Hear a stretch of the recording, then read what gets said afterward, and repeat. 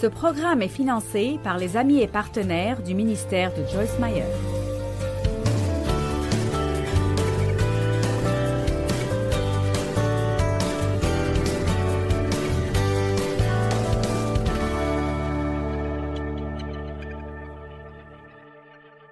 Nous allons parler de l'intégralité physique, de la santé physique. Je vous parlerai aujourd'hui de votre corps. Que pensez-vous de cela? Je le ferai de toute façon, alors vous feriez mieux d'aimer cela. Êtes-vous des investisseurs ou des joueurs? Qu'est-ce que je veux dire par là? Eh bien, investissez-vous dans la bonne santé maintenant pour récolter la bonne santé plus tard?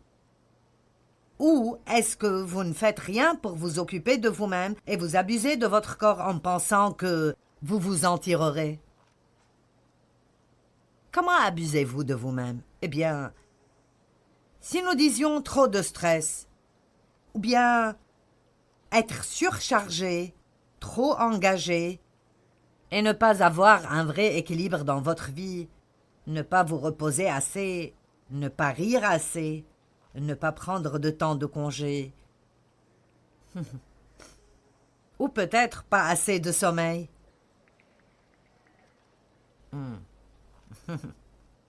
Êtes-vous enthousiasmé ou pas? Moi, je le suis.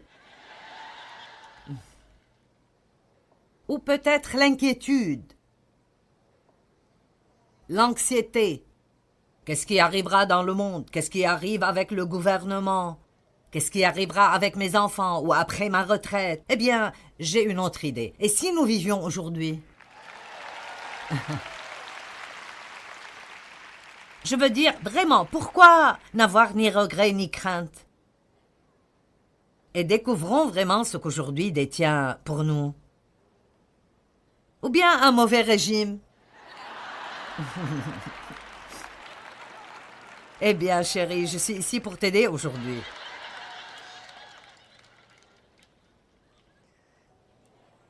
Ou bien boire tout excepté l'eau. Ou bien pas d'exercice.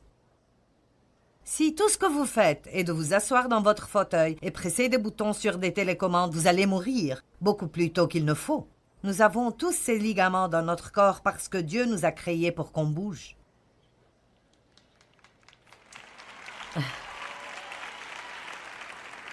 Maintenant, quelqu'un pense probablement, eh bien, attends une minute, j'ai beaucoup de problèmes. Je ne suis pas venu ici pour parler de mon corps. Laissez-moi vous dire pourquoi ceci est important. Comment vous vous sentez physiquement? Comment vous prenez soin de vous-même ou ne prenez pas soin de vous-même affecte toutes les autres régions de votre vie.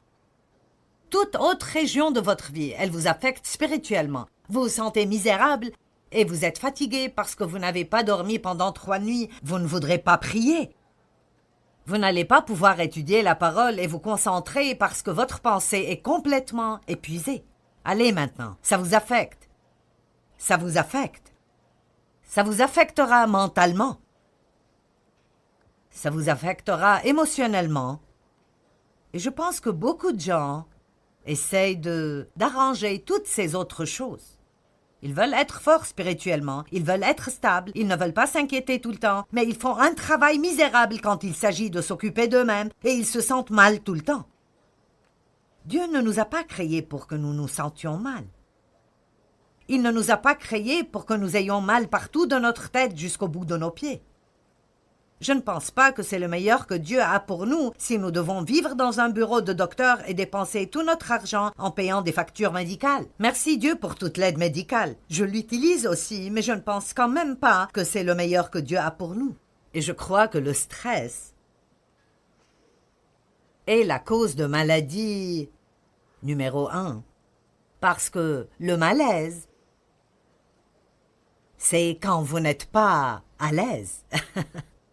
Et moins nous sommes à l'aise, plus nous avons des maladies. Ma fille m'a raconté une histoire intéressante. Elle a dit que je pouvais partager ceci avec vous. Elle a dit, j'ai juste eu une semaine très, très difficile. Elle a dit, je veux dire, j'ai agi vraiment mal.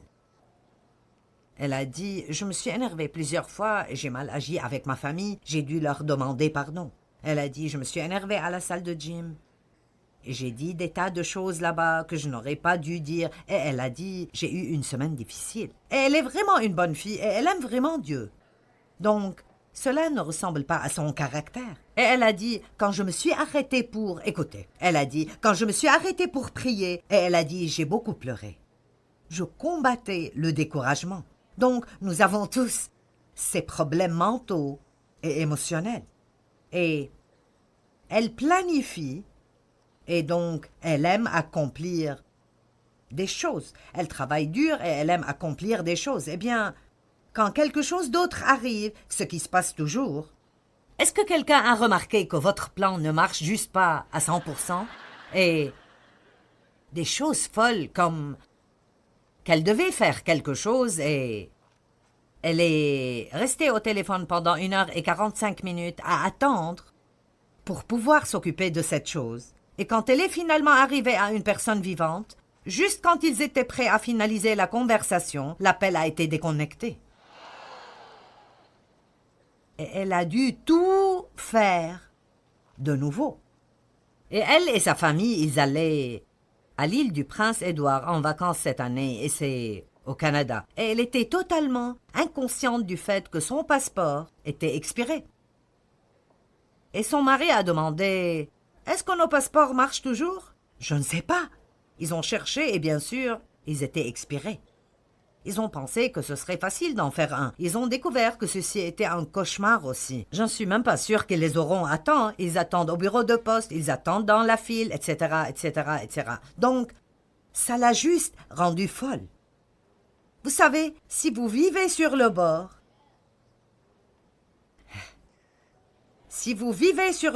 il y aura toujours quelque chose que l'ennemi utilisera pour vous pousser par-dessus bord. Allez, c'est vraiment bien. Je n'ai jamais dit ça avant. J'aime ça. C'est vraiment tout frais. Ceci sera un post sur Facebook. Si vous vivez sur le bord, le diable essaiera toujours de vous pousser par-dessus bord. Et trop de personnes font cela aujourd'hui. Ils se fatiguent, ils se fatiguent, ils se fatiguent. Puis si quoi que ce soit d'autre arrive, c'est comme... Je sais que personne d'entre vous n'est comme ça, mais je peux toujours être ainsi si je ne fais pas attention. Dieu merci, je ne suis plus comme ça aussi souvent que ça, mais je vivais comme ça. Et il y a beaucoup trop de chrétiens qui vivent comme ça. Et nous devons commencer à prendre mieux soin de nous-mêmes. Donc, de toute façon, elle a dit quand elle s'est assez calmée pour commencer à prier. Dieu, quelle est la racine de cela? Si nous continuons à voir la même chose arriver encore et encore et encore, pourquoi ne pensons-nous pas assez intelligemment pour dire « Seigneur, quelle est la racine de ce problème ?» Parce qu'il y a une raison. Vous savez, si vous aimez Dieu de tout votre cœur et vous allez à l'église, vous étudiez la parole, et pourtant vous avez un mauvais tempérament, vous explosez à chaque fois que vous vous tournez, il y a une racine là que vous devez trouver. Parce que là où il y a une racine pourrie, il y aura toujours du fruit pourri.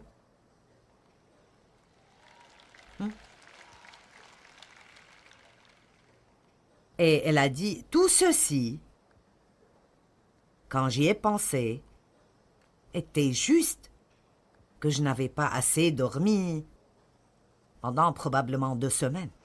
Et elle a dit, je reste réveillée la nuit parce que je veux finir des choses. Et puis je ne dors pas assez. Alors elle a dit que Dieu l'a confrontée assez sérieusement à ce propos, et maintenant elle croit que si elle n'obtient pas assez de sommeil, ce sera un péché. Et puis-je vous dire quelque chose? Contrairement à ce que vous croyez, vous ne vous appartenez pas et je ne m'appartiens pas non plus.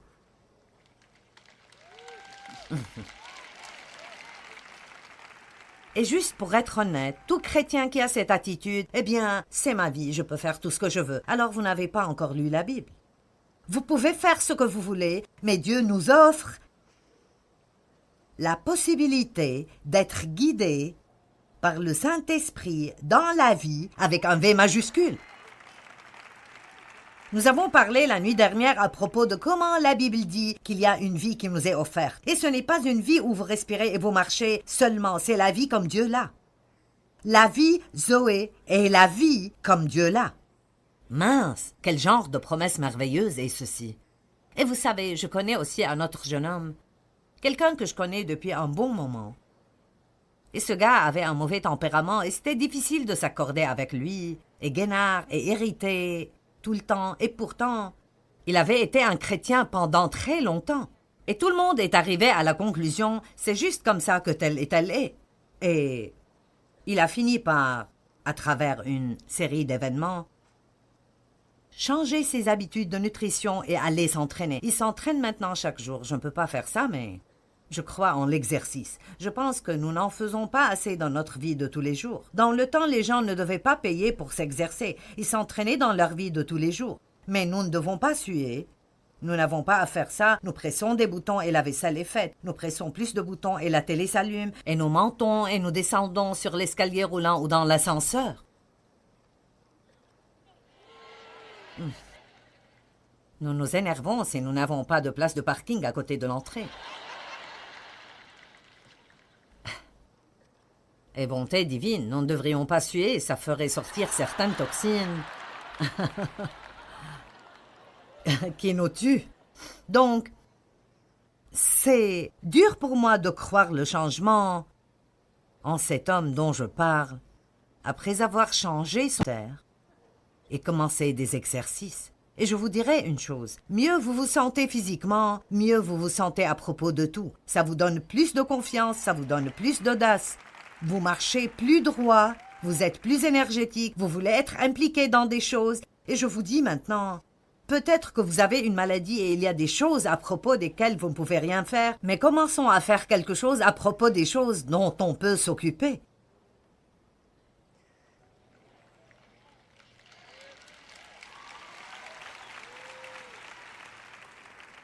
Vous savez, tout le monde veut un miracle. Si je dis « je resterai ici pour prier pour tous ceux qui sont malades », nous ne finirons pas avant la réunion de ce soir. Et après avoir prié pour vous tous, je serai malade de fatigue. Et si vous voulez éliminer le stress dans vos vies, comprenez que vous ne pouvez pas donner à toutes les personnes dans le monde ce qu'ils veulent. Vous devez vous donner un peu de ce dont vous avez besoin pour être en bonne santé et fonctionner comme il faut pour eux.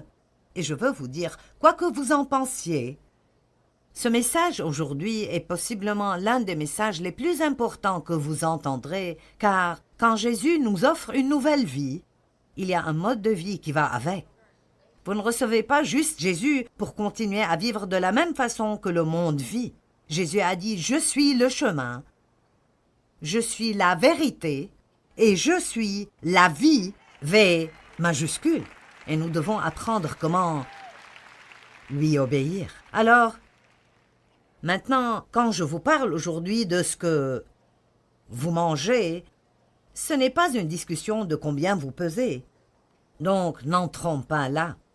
Je pense simplement que tout le monde doit se débarrasser de la mentalité « je suis au régime ». Nous n'avons pas besoin d'un régime, nous avons besoin d'un nouveau mode de vie. Si quelqu'un fait un régime pour perdre 25 kilos, il y a probablement la mentalité « je veux perdre du poids pour pouvoir aller manger tout ce que je veux ». Eh bien, nous savons où cela mène. Vous passez toute votre vie à passer par le même cycle encore et encore. Nous ne devons plus penser « je fais un régime », mais plutôt « je vais apprendre à vivre comme il faut ». Je vais m'exercer comme il faut, je vais prendre soin de moi-même, je vais manger des choses qui sont agréables à mes papilles, mais je ne mangerai pas des cochonneries tout le temps. Pour honorer Dieu, je prendrai soin de moi-même et je pense que je peux vous faire une promesse. Si vous n'avez pas une maladie métabolique, et c'est le cas pour certains, vous finirez par peser le bon poids pour vous sans faire un régime.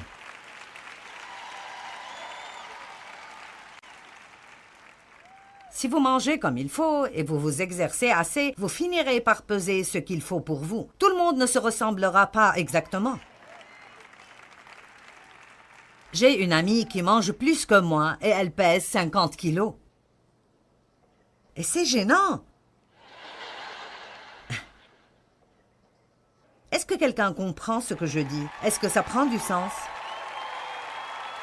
Très bien. Combien d'entre vous savent déjà que vous avez besoin de mieux vous occuper de vous-même? Eh bien, nous y voilà. Nous avons le bon groupe. Très bien. 1 Corinthiens chapitre 3, verset 16. Vous savez ce qui est si merveilleux pour moi dans la parole de Dieu? Cela pourrait paraître drôle si je le dis, mais la parole de Dieu n'est pas seulement spirituelle parce qu'elle est si pratique. C'est comme, oui, tout ce que Jésus a dit est esprit et est vie, mais c'est comme, ce n'est pas juste un tas de trucs religieux. Je veux dire, Dieu s'occupe de chaque domaine pratique de nos vies. 1 Corinthiens 3, 16. Maintenant, vous savez quoi? Ceux d'entre vous qui font déjà les bonnes choses, vous pouvez juste dire Amen. Amen. Juste dans votre cœur, vous dites oui, c'est bon. Amen, Amen. Et ceux d'entre vous qui ne font pas ce qui est juste, vous direz oh non, oh non, oh non. Ne discernez-vous pas que vous, toute l'Église de Corinthe, êtes le temple de Dieu et que l'Esprit de Dieu demeure en vous en permanence? Il habite en vous collectivement en tant qu'Église et aussi individuellement. L'une des choses les plus merveilleuses que je trouve dans la parole de Dieu est que nous sommes la demeure de Dieu et il vit en nous. Je peux prendre mon temps et penser à cela jour après jour et ne jamais comprendre la grandeur de cela. Le mystère des âges, Christ en nous, l'espérance de la gloire. Comme c'est merveilleux. Vous êtes la demeure de Dieu. Dites, je suis la demeure de Dieu. Maintenant, si quelqu'un nuit au temple de Dieu ou le corrompt avec de fausses doctrines ou le détruit, Dieu lui nuira et l'amènera à la corruption de la mort et le détruira. Car le temple de Dieu est saint, lui est sacré, et vous êtes ce temple, l'Église croyante et ses croyants individuels. Bon, d'accord, il ne parle peut-être pas spécifiquement ici de certaines des choses dont je parle aujourd'hui. Mais le principe ici est que nous ne devons pas nuire au temple de Dieu. Vous savez, beaucoup d'entre vous traiteraient le bâtiment de l'église où vous réunissez le dimanche matin avec plus de respect que votre propre corps physique.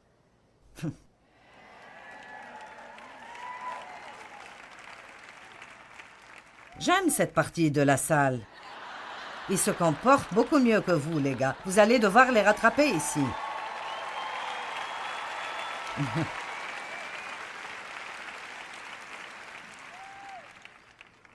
Vous savez, dans la Bible, dans l'Ancien Testament, les temples qui ont été construits pour Dieu, le temple que Salomon a bâti, les tabernacles temporaires dans le désert, il y avait des instructions détaillées qui ont été données sur comment bâtir, décorer et prendre soin de ces temples. Des instructions très spécifiques et détaillées.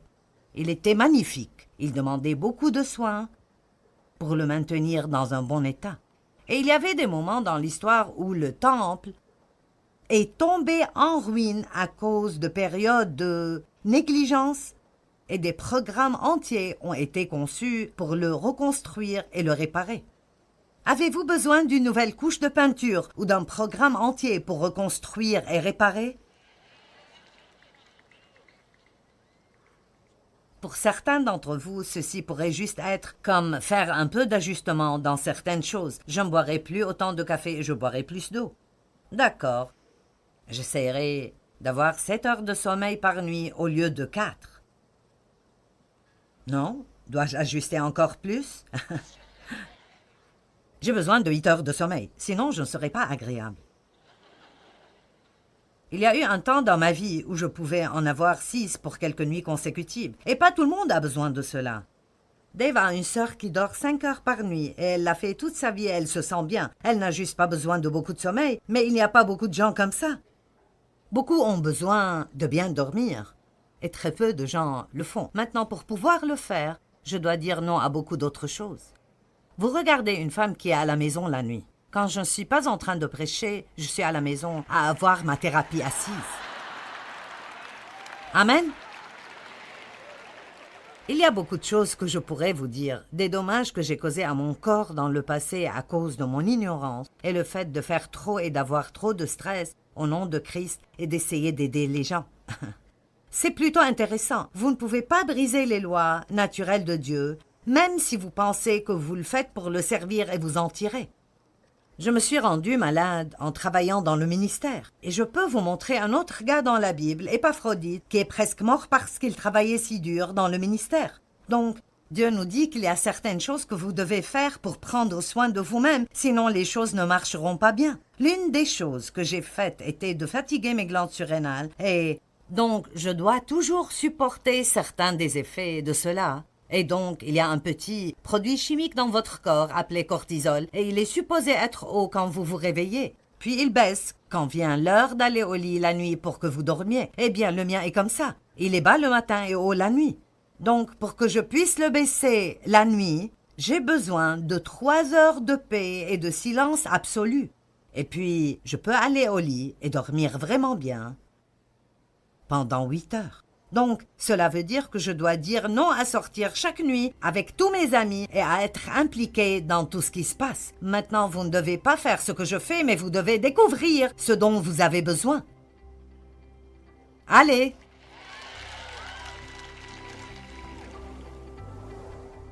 Ceci est un encouragement pour être sûr que vous prenez soin de votre corps physique. C'est en fait la maison dans laquelle vous vivez, et c'est le canal par lequel Dieu veut travailler. Et la vérité est que si vous fatiguez celui que vous avez tôt, vous ne pouvez pas juste aller et en acheter un autre. Donc je crois que l'un des vrais secrets pour se sentir bien physiquement est d'être un investisseur et pas un joueur. C'est-à-dire investissez dans votre santé au lieu de faire beaucoup de mauvaises choses en espérant que vous n'aurez pas de mauvais résultats.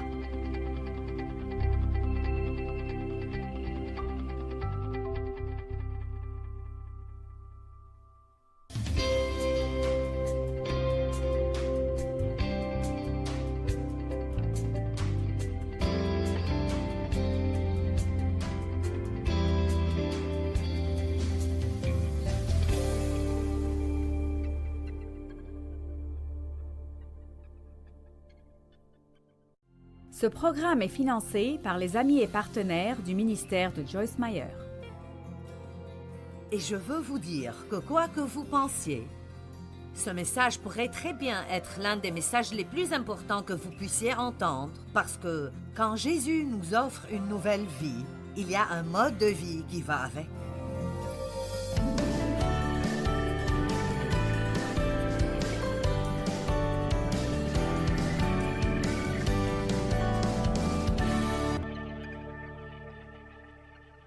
Jésus est notre guérisseur. 3 Jean 2 dit « Je voudrais par-dessus tout que tu prospères et que tu sois en bonne santé, tout comme ton âme prospère. » Je souhaite que tu prospères à tous égards et que tu sois en aussi bonne santé physique que tu l'es spirituellement et que ton âme prospère. Puis-je vous dire la vérité? Vous ne pouvez pas avoir une âme malade et une bonne santé. Il dit, je prie que tu sois en aussi bonne santé physique que tu l'es spirituellement. Nous devons comprendre que toute partie de notre vie en affecte une autre. Si je ne suis pas spirituellement en bonne santé, ça affectera d'autres parties de ma vie. Si je ne suis pas en bonne santé physiquement, ça affectera d'autres parties de ma vie. Si je ne suis pas mentalement en bonne santé, vous pouvez vous inquiéter jusqu'à tomber malade. Vous savez cela? Donc, tout est interconnecté et nous ne pouvons pas ignorer une partie entière de nos vies et penser que ça ne fera pas de différence. Si vous détruisez le corps que vous avez, il n'y a pas de magasin dans cette ville où vous pouvez en acheter un autre.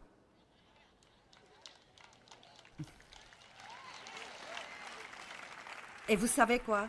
Quand il meurt, il meurt. Et si vous n'avez pas de corps, vous ne pouvez pas rester ici.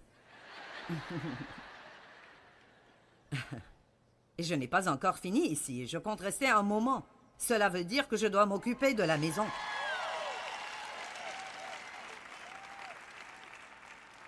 Vous savez, je serai comme Dave ce matin. Mon travail est de vous dire que je sais ce que je vais faire.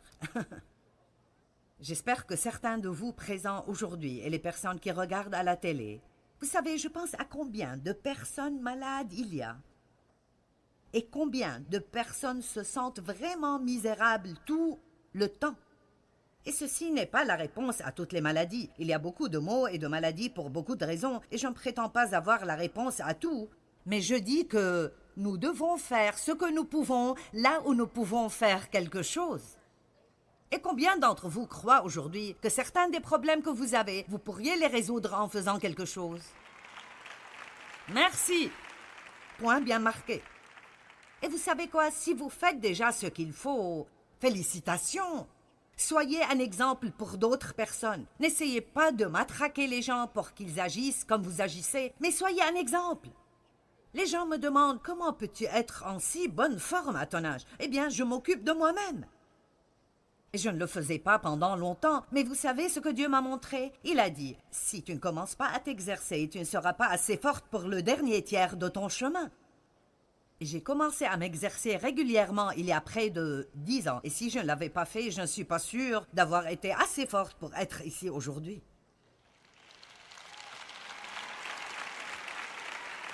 C'est aussi simple que ça.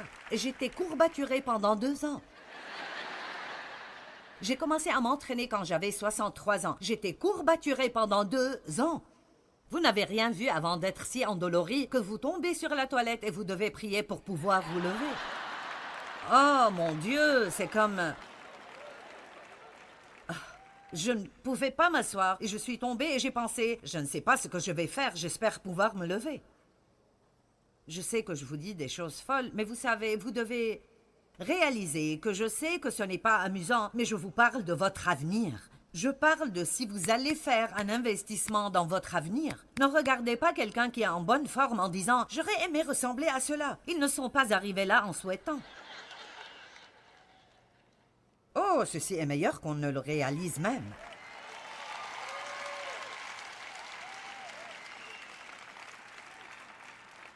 Il nous pardonne tous nos péchés et nous guérit de toutes nos maladies. Laissez-moi vous demander, voulons-nous des miracles ou voulons-nous des responsabilités? Ça sonne comme un autre tweet pour moi. Je veux dire, est-ce que nous voulons juste recevoir un miracle à chaque fois que quelque chose va mal et nous attendre à ce que Dieu vienne dans sa miséricorde et change tous nos mauvais choix? Eh bien, Dieu ne continuera pas à faire cela encore et encore parce que nous n'apprenons rien s'il le fait. Vous savez, une partie de ce dont je parle est comment être obéissant. Et c'est une région d'obéissance, tout comme tout le reste. Nous ne pouvons pas dire « je sais que je devrais aller au lit, mais... je sais que je ne dors pas assez, mais... je sais que je devrais m'exercer, mais... je sais que je ne devrais pas manger ceci, mais... » Donc ce que vous dites est « je sais que c'est mauvais, mais j'espère pouvoir le faire sans avoir des problèmes. » Allez! C'est juste votre maman spirituelle qui essaye de vous aider. Bon. Où est-ce que je veux arriver maintenant? Juste quelque part, je pense. Avez-vous besoin d'une couche de peinture fraîche ou d'un programme entier de reconstruction et de réparation? Il n'est jamais trop tard pour recommencer. Et je vous dirai la vérité, indépendamment de combien vous vous sentez mal, et vous pouvez peut-être juste rapidement identifier 10 parties de votre corps qui vous causent des problèmes. Qui peut faire cela si je dis « commencez à écrire » ? Ouh, mince, si nombreux! Quelle journée! Et souvent, quand nous commençons à essayer de corriger des choses, notre corps proteste et nous pensons « je ne peux pas faire cela ». Vous devriez me voir certains jours quand j'essaie de faire des squats. Mes genoux disent « je ne ferai pas cela ». C'était comme « vous n'avez rien vu avant de mettre une barre sur vos épaules et... » Et parfois je pense « je ne peux pas, vous savez ». Et puis je pense « si, je le fais ». Vous ne pouvez pas faire des choses qui vous feront du mal, mais si vous avez un entraîneur, alors vous n'allez pas vous faire de mal. Et vous savez, Je me moque de si vous ne voulez rien faire d'autre que de marcher de 1000 par jour. Sortez et faire quelque chose. Bougez. Bougez. Vous devez bouger. Peut-être que vous pourriez juste commencer par nettoyer la maison ou nettoyer le garage ou aller ramasser la poubelle du jardin. Je veux dire, pas tout le monde a besoin de commencer un programme chic. L'essentiel est que ce n'est pas que vous ne pouvez rien avoir. Je crois que nous pouvons faire toutes choses si nous les faisons avec modération. C'est l'excès dans nos vies qui est un problème. Vous pouvez ne pas dormir assez une nuit ou 2 nuits ici et là. Vous pouvez travailler vraiment dur pour un temps quand vous essayez de construire quelque chose. Mais nous ne pouvons pas continuer à faire la mauvaise chose encore et penser que nous allons nous en tirer. Donc je vous demande de nouveau, êtes-vous des investisseurs ou des joueurs? J'aimerais voir des gens qui se sentent vraiment bien maintenant. Commencez à investir. Je voudrais vous voir commencer à investir dans votre santé pour le futur. Amen. N'attendez pas de craquer pour le faire comme je l'ai fait. Faites-le maintenant. 1 Corinthiens 6,12 « Tout est permissible, admissible et légitime pour moi, dit l'apôtre Paul. Mais tout n'est pas utile, bon pour moi, opportun et profitable quand on considère d'autres choses. Tout m'est permis, c'est vrai, mais je ne vais pas, et je souligne, je ne vais pas, me placer sous un esclavage et sous la puissance de quelque chose. Donc, que dit Paul? Vous savez quoi? Vous pouvez manger plein de biscuits et toujours aller au ciel. Salut! Vous n'avez pas à vous exercer pour aller au ciel. Vous n'avez pas à boire de l'eau pour aller au ciel. Vous n'avez même pas à dormir pour aller au ciel. Vous pouvez être très stressé et aller au ciel. Mais ce n'est pas la meilleure façon de vivre. Ce n'est pas la façon de jouir de la vie que Jésus est mort pour nous donner. Et ce n'est pas une bonne façon d'être un bon exemple pour d'autres personnes. Je peux faire tout ce que je veux faire, mais je ne deviendrai pas l'esclave de quoi que ce soit. Donc, quand un chrétien né de nouveau est rempli de l'esprit dit « Si je mange un biscuit, je dois manger tout le paquet. Si je mange une seule chips, je dois manger tout le paquet. » Il y a quelque chose qui ne va pas. Nous avons le fruit de la maîtrise de soi. Je peux manger un biscuit et ne pas manger le reste. Je peux en manger quelques-uns ou même aucun. La nourriture n'est pas mon Dieu. Amen.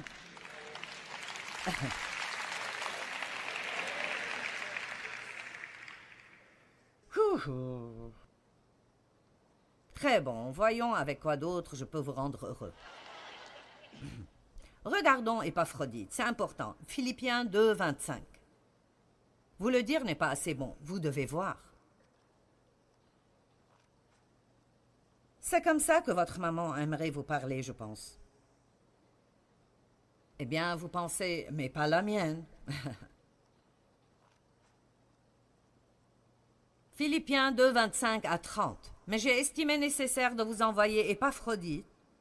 Il a été mon frère et mon compagnon d'œuvre et de combat par qui vous m'avez fait parvenir de quoi pourvoir à mes besoins. Car il désirait vous voir tous et il était fort en peine de ce que vous aviez appris sa maladie. Il a été malade, en effet, et tout près de la mort. Mais Dieu a eu pitié de lui, et non seulement de lui, mais aussi de moi, afin que je n'eusse pas tristesse sur tristesse. Je l'ai donc envoyé avec d'autant plus d'empressement, afin que vous vous réjouissiez de le revoir et que je sois moi-même moins triste. Maintenant, regardez cela. Recevez-le donc dans le Seigneur avec une joie entière et honorez et appréciez de tels hommes, car c'est pour l'œuvre de Christ qu'il a été près de la mort, ayant exposé sa vie même, afin de compléter les déficiences dans votre service que la distance vous a prévenu d'accomplir vous-même. Donc il a dit, écoutez, vous devez honorer ce type. Il a travaillé si dur, mais il a travaillé aussi dur pour Christ. Alors pourquoi Dieu ne l'a-t-il pas gardé de tomber malade? Parce que vous ne pouvez pas briser les lois de Dieu, même au nom de Dieu, et vous en tirer comme ça. Et moi non plus. Écoutez, quand j'ai commencé ce ministère en 1900, quoi que ce soit, j'enseigne la parole depuis 38 ans. J'ai enseigné 5 ans à la maison et 5 ans j'ai travaillé à une autre église, mais je travaillais vraiment dur à cette église. Et puis, nous avons eu notre propre ministère pendant près de 28 ans, quelque chose comme ça. Et le travail que ça a pris, et le stress que j'ai eu, parce que je ne savais pas ce que je vous dis aujourd'hui. Et j'ai dit oui à tellement de choses. Il y a eu des choses auxquelles j'aurais pu dire non, et j'ai quand même fait tout ce que j'avais besoin de faire. L'une des seules façons dont vous enlèverez un peu du stress dans vos vies est d'apprendre à dire non quand vous savez dans votre cœur que vous devez dire non. Qui trouve que c'est difficile de dire non? Si nombreux. Qui a un mauvais sens de responsabilité? Vous sentez que vous devez réparer tout ce qui doit être réparé. J'ai aussi cela moi-même. Je veux dire, comme j'ai été abusée dans mon enfance et j'essayais de cacher ce que mon père faisait de ma mère, j'ai pris la responsabilité de garder la paix à la maison, la garder heureuse, vous savez? Et donc, je dois toujours m'occuper de cela tout le temps. Je dois me dire à haute voix, ceci ne te concerne pas, ce n'est pas ta responsabilité, ne t'implique pas. Parfois, avoir une bonne conversation avec vous-même aide beaucoup. Amen? Quand j'ai dit « qui trouve cela difficile de dire non », il y avait au moins 50 à 60% des gens ici qui ont levé la main. Donc comment pouvons-nous suivre la direction du Saint-Esprit qui nous guidera dans la vie avec un V majuscule si nous trouvons que c'est difficile de dire non aux gens quand le Saint-Esprit nous dit de dire non aux gens? Et pourquoi c'est difficile? Nous nous occupons trop de ce qu'ils pensent. Nous ne voulons pas qu'ils se fâchent de nous. Nous voulons que tout le monde nous aime. Nous voulons que tout le monde pense que nous sommes des personnes géniales. Eh bien, vous savez, ceci peut être comme « Eh bien, tu sais, j'ai juste un cœur généreux et je veux juste aider les gens. » Et ceci est bon. Ceci peut même être un don que Dieu vous donne, mais même un don poussé trop loin, plus loin que la direction du Saint-Esprit, peut vous causer des problèmes. Je connais des gens qui ont un don de miséricorde. Et je vous dis quoi? S'ils ne font pas attention, ils ne peuvent corriger personne. Parce que tout est comme «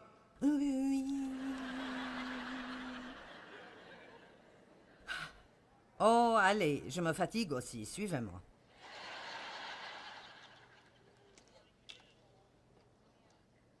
Commencez à prendre soin de vous-même. Donc, je me suis rendue malade en travaillant pour Jésus. J'allais chez le docteur tout le temps et je m'énervais parce qu'il me disait que j'étais stressée. Je ne suis pas stressée. Vous savez ce que je veux qu'il fasse? Qu'il me donne quelque chose. Qu'il me donne quelque chose pour que je puisse vivre comme je vis sans que ce soit un problème. Oh oh, c'est bon. Donne-moi une pilule à avaler pour que je puisse vivre comme une personne folle.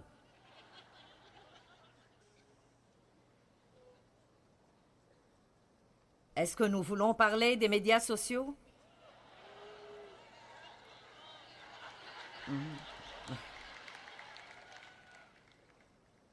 Vous savez, je ne savais pas il y a 6 semaines ce qu'est une selfie. J'ai dit, quoi? Ah oui, il y a 450 millions de ces photos selfies qui sont téléchargées chaque jour. 450 millions, et ça ne fait que commencer. J'ai pensé, j'ai passé les dernières 40 années à essayer de mourir à moi-même. Et maintenant, cette génération passe toute la journée à prendre des photos d'elle-même. Vous savez, ça pourrait me stresser si je devais prendre une photo de moi-même chaque quelques minutes pour la mettre en ligne. Vous savez que je vous taquine, mais vous savez. Je veux dire, vous savez, ça m'aggrave. Quand je prêche à des gens et ils sont là, impolis avec un I majuscule. Amen. Je n'aime pas quand je déjeune avec quelqu'un et tout le temps que j'essaye de lui parler, il fait...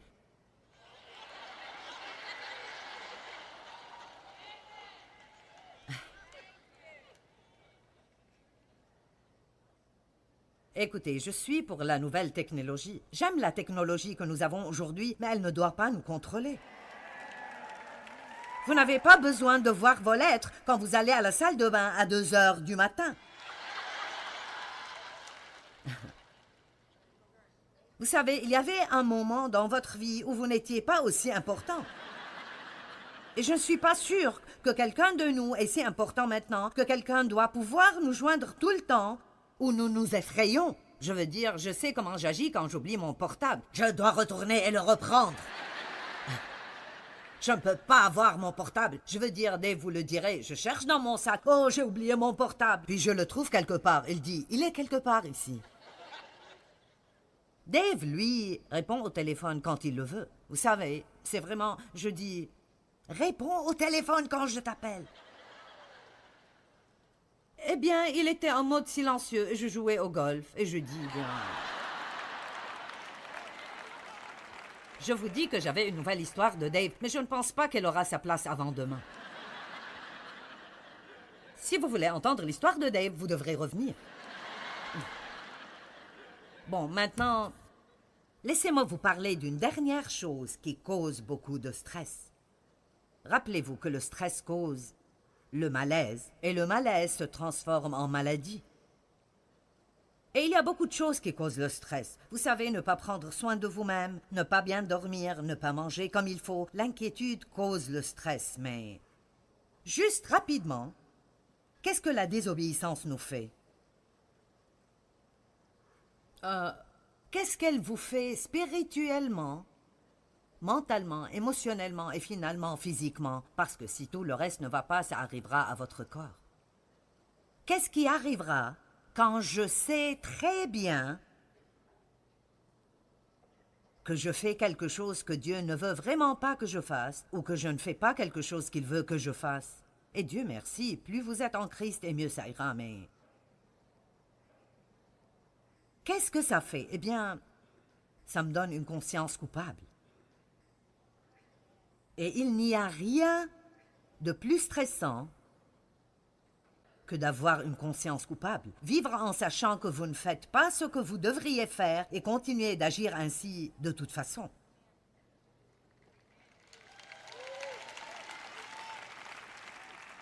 La meilleure faveur que n'importe qui d'entre nous pourrait se faire est de faire un engagement aujourd'hui que par la grâce et la miséricorde de Dieu, nous serons guidés par le Saint-Esprit. Parce qu'il nous est donné pour nous guider dans la vie, V majuscule, que Jésus est mort pour nous donner. Et si nous suivons sa direction, j'écrirai un livre bientôt sur le stress, mais laissez-moi vous dire quelque chose. Je vous dirai le secret en avance, bien que je veuille que vous achetiez le livre. Je vous dirai le secret. Tout le secret pour la vie sans stress est de suivre le Saint-Esprit.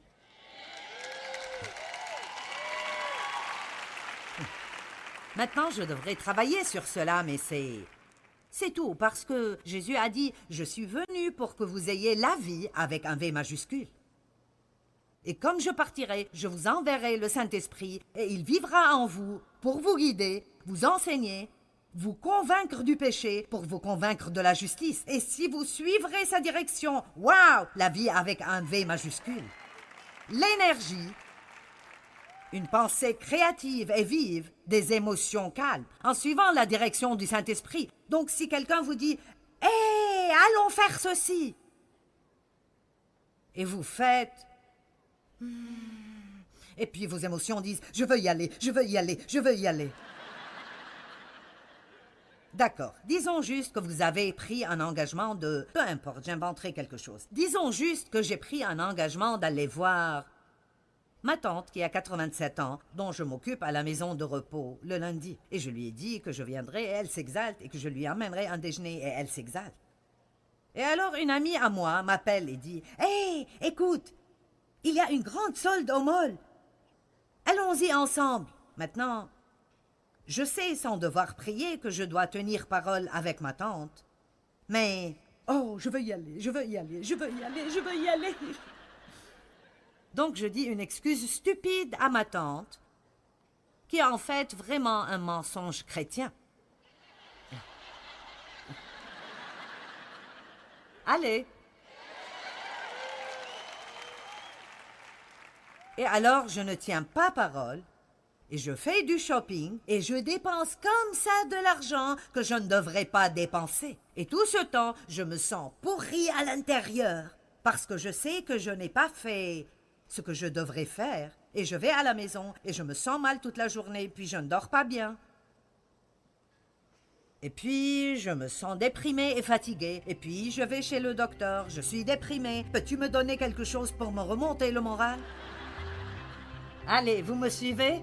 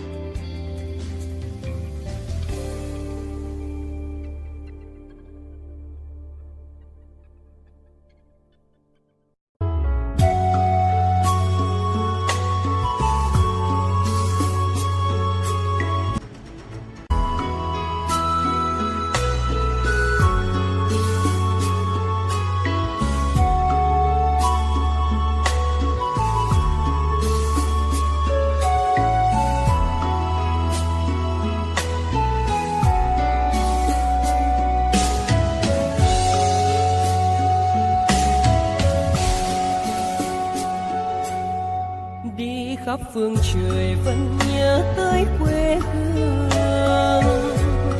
người về đây thăm làng trù quê mẹ và làng sen quê cha, xúc động bồi hồi người rơi giọt lệ, thương mái nhà tranh thương đất mẹ nghèo.